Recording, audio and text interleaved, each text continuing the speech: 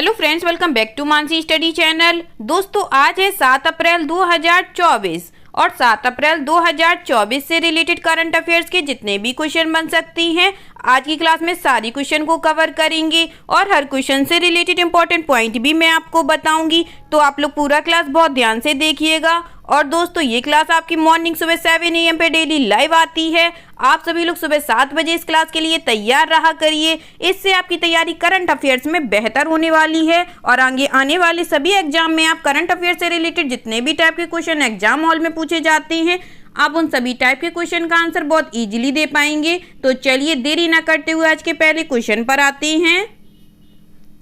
आज का पहला क्वेश्चन लिखा है, सरकार ने वित्त वर्ष 2024 में सार्वजनिक क्षेत्र के उद्यमों के विनिवेश के माध्यम से कितने रुपए जुटाई हैं? Government has raised how much rupees विया पब्लिक सेक्टर इंटरप्राइजेज डिसइन्वेस्टमेंट इन FY24। फर्स्ट ऑप्शन है 12,507 करोड़ रुपए, सेकेंड ऑप्शन है 16,507 करोड़ रुपए, थर्ड ऑप्शन है 66,507 करोड़ रुपए या फोर्थ ऑप्शन है 36,507 करोड़ रुपए। जल्दी से बताइएगा दोस्तों, सरकार ने वित्त वर्ष 2024 में सार्वजनिक क्षेत्र के उद्यमों के विनिवेश के माध्यम से कितने रुपए जुटाए हैं? इस क्वेश्चन का जो राइट आंसर हो जाएगा फ्रेंड्स, वह है हमारा ऑप्शन नंबर बी, 16,507 करोड़ रुपए। चलिए इससे रिलेटेड इंपॉर्टेंट पॉइंटों को पढ़ते हैं। सरकार ने वित्त वर्ष 2023-24 में राज्य के स्वामित्व वाली कंपनियों में अल्पमत हिस्सेदारी बेचकर 16,507 करोड़ रुपए जुटाई हैं, जो उसके संशोधित अनुमान से कम हैं। 31 मार्च को समाप्त हुए वित्तीय वर्ष 2023-24 के दौरान सरकार ने बिक्री की पेशकश के माध्यम से 10 केंद्रीय सार्वजनिक क्षेत्र के उद्यमियों में हिस्सेदारी बेची है। ठीक है दोस्तों, चलिए आगे बढ़ते हैं और नेक्स्ट क्वेश्चन देखते हैं। नेक्स्ट क्वेश्चन लिखा है फ्रेंड्स, आगामी लोकसभा चुनावों में युवाओं से मतदान करने का आग्रह करने के लिए भारत के चुनाव आयोग ने किसे नियुक्त किया है? Who has been roped by the Election Commission of India to urge the youngsters to vote in the upcoming Lok Sabha elections? First option है आयुष्मान खुराना, सेकेंड ऑप्शन है यामी गौतम, थर्ड ऑप्शन है पंकज त्रिपाठी, फोर्थ ऑप्शन है महेंद्र सिंह धोनी।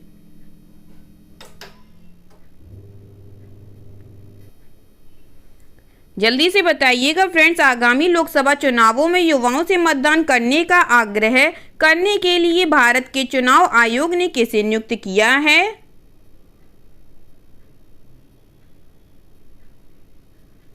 इस क्वेश्चन का जो राइट आंसर हो जाएगा friends, वह है हमारा option number A, Ayushmann Khurrana. चलिए इससे रिलेटेड इंपॉर्टेंट पॉइंटों को पढ़ते हैं। आगामी लोकसभा चुनावों में युवाओं से मतदान करने का आग्रह करने के लिए भारत के चुनाव आयोग ने अभिनेता आयुष्मान खुराना को नियुक्त किया है। 39 वर्षीय अभिनेता ECI के अभियान वीडियो में दिखाई देती हैं, जो युवाओं को आगामी चुनाव में अपने मताधिकार का प्रयोग करने के लिए प्रोत्साहित करता है। ठीक है दोस्तों, चलिए आगे बढ़ते हैं और नेक्स्ट क्वेश्चन देखते हैं। नेक्स्ट क्वेश्चन लिखा है फ्रेंड्स, भारत किस वर्ष तक अपना पहला निजी तौर पर प्रबंधित रणनीतिक पेट्रोलियम रिजर्व का निर्माण करेगा? India will build its first privately managed strategic petroleum service by which year? First option है 2026-27 तक, सेकेंड ऑप्शन है 2027-28 तक, थर्ड ऑप्शन है 2029-30 तक या फोर्थ ऑप्शन है 2030-31 तक।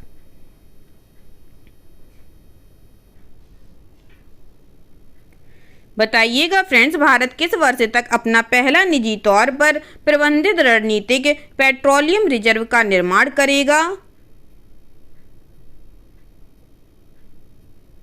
इस क्वेश्चन का जो राइट आंसर हो जाएगा फ्रेंड्स, वह है हमारा ऑप्शन नंबर सी, 2029-30 तक। चलिए इससे रिलेटेड इंपॉर्टेंट पॉइंटों को पढ़ते हैं।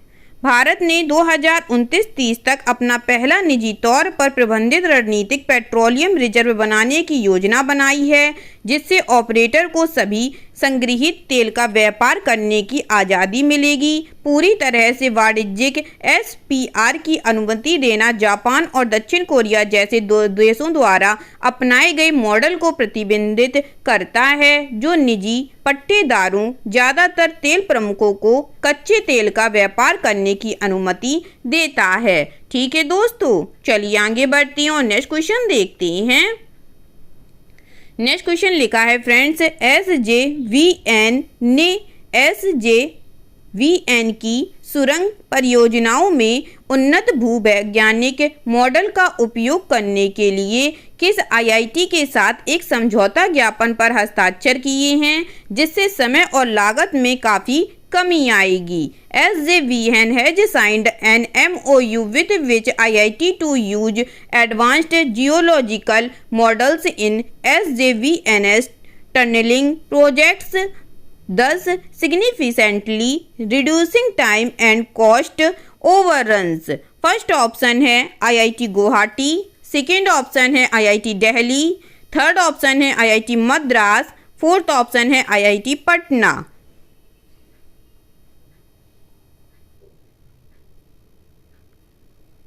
जल्दी से बताइएगा दोस्तों, इस क्वेश्चन का राइट आंसर क्या हो जाएगा।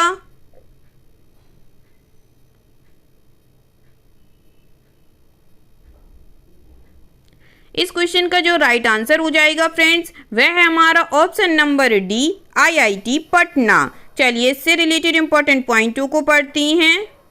SJVN, जिसे पहले सतलुज जल विद्युत निगम के नाम से जाना जाता था, इन्होंने SJVN की सुरंग परियोजनाओं में उन्नत भूवैज्ञानिक मॉडल का उपयोग करने के लिए भारतीय प्रौद्योगिकी संस्थान पटना के साथ एक समझौता ज्ञापन पर हस्ताक्षर किए हैं, जिससे समय और लागत में काफ़ी कमी आएगी। इस साझेदारी के प्रमुख परिणामों में से एक भविष्य कहने वाला विश्लेषण एल्गोरिदम का विकास होगा। ठीक है दोस्तों, चलिए आगे बढ़ते हैं और नेक्स्ट क्वेश्चन देखते हैं। नेक्स्ट क्वेश्चन लिखा है फ्रेंड्स, अप्रैल 2024 में आपूर्ति श्रृंखला वित्त पोषण संचालन शुरू करने के लिए किस बैंक ने भारत के डिजिटल ऋण मंच बीफिन सॉल्यूशंस के साथ साझेदारी की है? Which bank has partnered with Befin solutions India's digital lending platform to commence supply chain financing operations in April 2024? First option है Punjab and Sind bank, second option है Indian overseas bank, third option है union bank of India, fourth option है central bank of India.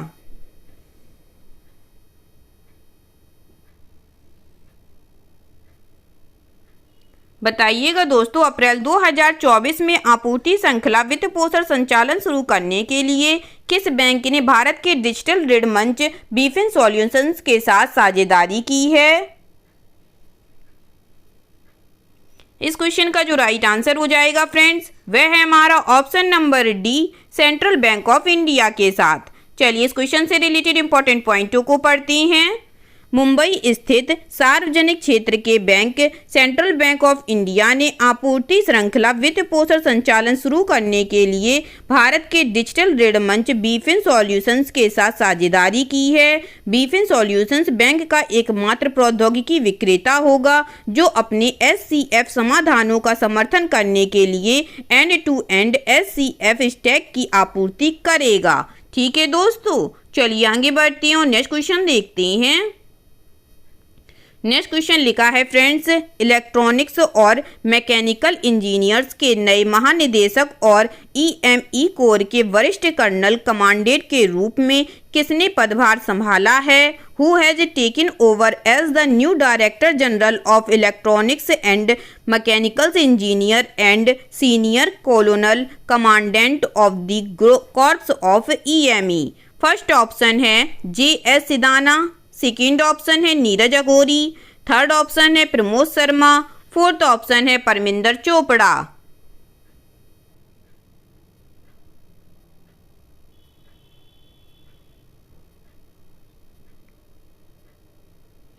जल्दी से बताइएगा दोस्तों, इस question का राइट आंसर क्या हो जाएगा। इस क्वेश्चन का जो राइट आंसर हो जाएगा फ्रेंड्स, वह है हमारा ऑप्शन नंबर ए, JS सिदाना। चलिए इससे रिलेटेड इंपॉर्टेंट पॉइंटों को पढ़ते हैं। Lieutenant general JS. सिधाना ने इलेक्ट्रॉनिक्स और मैकेनिकल इंजीनियर के नए महानिदेशक और ईएमई कोर के वरिष्ठ कर्नल कमांडेंट के रूप में पदभार संभाला है। 38 वर्षों से अधिक के अपने करियर के दौरान उन्होंने कई महत्वपूर्ण रेजिमेंटल कमांड इंस्ट्रक्शंस और स्टाफ नियुक्तियों पर काम किया है। अपनी वर्तमान नियुक्ति से पहले वह 2 साल की अवधि के लिए ईएमई के मिलिट्री कॉलेज के कमांडेंट के पद पर थे। ठीक है दोस्तों, चलिए आगे बढ़ते हैं और नेक्स्ट क्वेश्चन देखते हैं। नेक्स्ट क्वेश्चन लिखा है friends, Abdel Fattah al Sisi तीसरी बार किस देश के राष्ट्रपति बने हैं? Abdel Fattah al Sisi has become the president of which country for the third time? First option है नीदरलैंड, सेकेंड ऑप्शन है मिस्र, थर्ड ऑप्शन है ब्राजील, फोर्थ ऑप्शन है फिनलैंड।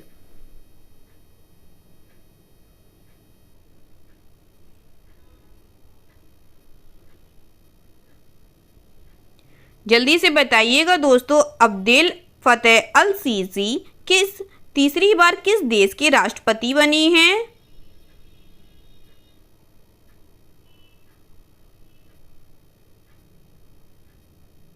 इस क्वेश्चन का जो राइट आंसर हो जाएगा फ्रेंड्स, वह है हमारा ऑप्शन नंबर बी, इजिप्ट मिस्र के। चलिए इससे रिलेटेड इंपॉर्टेंट पॉइंटों को पढ़ते हैं। अब्देल फतेह अल सीसी ने तीसरे कार्यकाल के लिए मिस्र के राष्ट्रपति के रूप में शपथ ली है। वह 2030 तक राष्ट्रपति बने रहेंगे। मिस्र के राष्ट्रपति का कार्यकाल 6 वर्ष का होता है। राष्ट्रपति अब्देल फतेह अल सीसी ने नई प्रशासनिक राजधानी में मिस्र की संसद के मुख्यालय में पद की शपथ ली।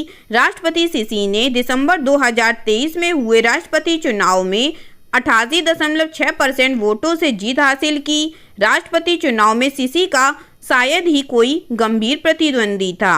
ठीक है दोस्तों, चलिए आगे बढ़ते हैं और नेक्स्ट क्वेश्चन देखते हैं। नेक्स्ट क्वेश्चन लिखा है फ्रेंड्स, बैंक ऑफ महाराष्ट्र के मुख्य जोखिम अधिकारी के रूप में किसे नियुक्त किया गया है? Who has been appointed as the chief risk officer of bank of Maharashtra? First option है रजनीश कुमार जी को, सेकेंड ऑप्शन है जोशित रंजन सिकीदार को, थर्ड ऑप्शन है सुभाशीष रॉय को, फोर्थ ऑप्शन है तबलेश पांडे को।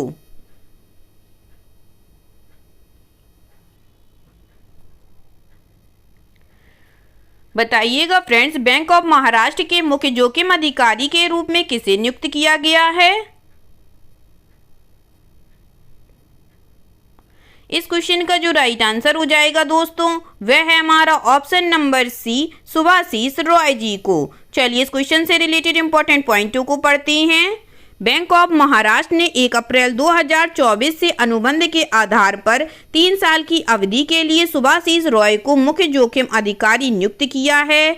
सुभाशीष रॉय ने वित्तीय जोखिम प्रबंधक MBA, MPhil, MSc, CIIB की पढ़ाई की है। वह धोखाधड़ी जोखिम प्रबंधन, डेटा एनालिटिक्स, क्रेडिट जोखिम प्रबंधन, परिचालन जोखिम और व्यवसाय निरंतरता प्रबंधन, खुदरा बैंकिंग, कॉरपोरेट रणनीति और योजना और आर्थिक जैसे बैंकिंग के विभिन्न प्रमुख क्षेत्रों में 28 वर्षों से अधिक के अनुभव के साथ एक उद्योग के अनुभवी हैं। ठीक है दोस्तों, चलिए आगे बढ़ते हैं और नेक्स्ट क्वेश्चन देखते हैं। नेक्स्ट क्वेश्चन लिखा है फ्रेंड्स, फिनटेक स्टार्टअप परफियोस के मुख्य व्यवसाय अधिकारी के रूप में किसे नियुक्त किया गया है? Who has been appointed as the chief business officer of fintech startup Perfios? First option है स्मिता सारंगी, सेकेंड ऑप्शन है श्रीधर नारायण, थर्ड ऑप्शन है इंद्रमणि पांडे, फोर्थ ऑप्शन है तनु सिंह।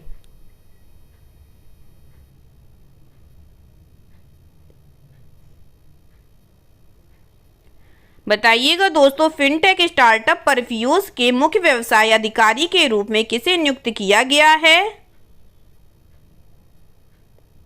इस क्वेश्चन का जो राइट आंसर हो जाएगा फ्रेंड्स, वह है हमारा option number B, Sridhar Narayan ji को। चलिए इस क्वेश्चन से रिलेटेड इंपॉर्टेंट पॉइंटों को पढ़ते हैं। फिनटेक केंद्रित सॉफ्टवेयर स्टार्टअप परफ्यूज ने एडोब इंडिया के पूर्व वित्तीय सेवा प्रमुख श्रीधर नारायण को अपना मुख्य व्यवसाय अधिकारी नियुक्त किया है। परफ्यूज में शामिल होने से पहले श्रीधर ने एडोब इंडिया में बैंकिंग, वित्तीय सेवाओं और बीमा व्यवसाय का नेतृत्व किया है। इससे पहले उन्होंने माइक्रोसॉफ्ट, SRI और IBM के 1 दशक बिताया था। ठीक है दोस्तों, चलिए आगे बढ़ते हैं और नेक्स्ट क्वेश्चन देखते हैं। आज का लास्ट क्वेश्चन लिखा है friends, Konkan railway corporation limited के अध्यक्ष और प्रबंध निर्देशक के रूप में किसे नियुक्त किया गया है?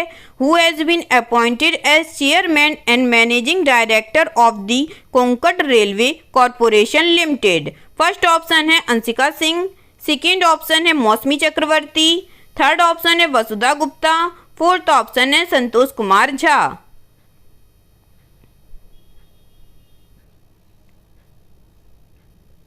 बताइएगा दोस्तों, कोंकण रेलवे कॉरपोरेशन लिमिटेड के अध्यक्ष और प्रबंध निर्देशक के रूप में किसे नियुक्त किया गया है?